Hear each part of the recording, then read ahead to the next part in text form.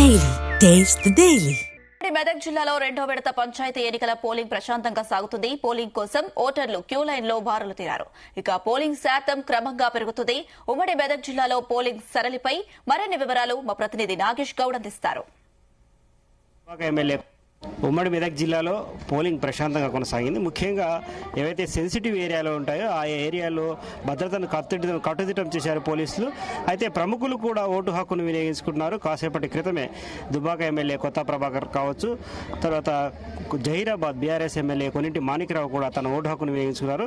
భద్రతకు సంబంధించి ఇప్పటికే అన్ని 3 జిల్లాలకు సంబంధించిన ఎస్పీలు కావచ్చు, అదనపు ఎస్పీలు క్షేత్రస్థాయిలో పర్యటనలు చేస్తున్నారు.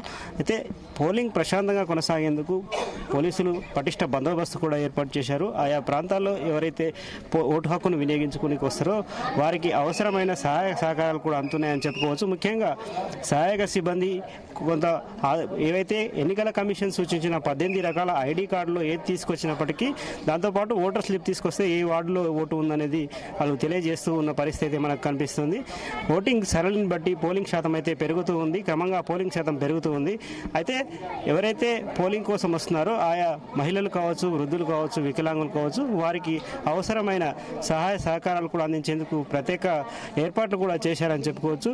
పోలీసులు ప్రత్యేక ఏర్పాట్లు చేసినప్పటికీ కొన్ని సెంటర్లలో ఇప్పటికి కూడా వృద్ధులు ఇబ్బంది పడుతున్న పరిస్థితి ఉంది. అయితే కొన్ని సెంటర్లలో అత్యవసర సేవలు అవసరం ఉంటాయి కాబట్టి ఆయా కేంద్రాల్లో మందులు కావచ్చు, ఇతర ఏవైతే అత్యవసరమైన ట్యాబ్లెట్లు, ఇతర సౌకర్యాలు కూడా ఏర్పాటు చేసిన పరిస్థితి మనకు కనిపిస్తుంది. విజువల్స్లో కూడా చూసుకోవచ్చు.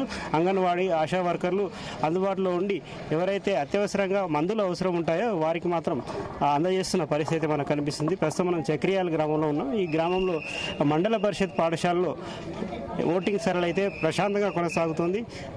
3 బూతుల ద్వారా పోలింగ్ అయితే ఏర్పాటు చేశారు. ఆయా కౌంటర్లలో పోలింగ్కు ఎలాంటి ఇబ్బందులు కలగకుండా ఎన్నికల సంఘం ఏర్పాట్లు చేసిందని చెప్పుకోవచ్చు.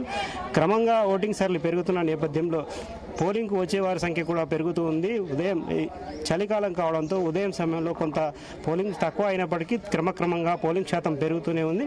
అయితే పోలింగ్ సరళిని బట్టి ఎన్నికల అధికారులు ఎప్పటికప్పుడు ఏర్పాట్లు అయితే పర్యవేక్షిస్తున్నారు.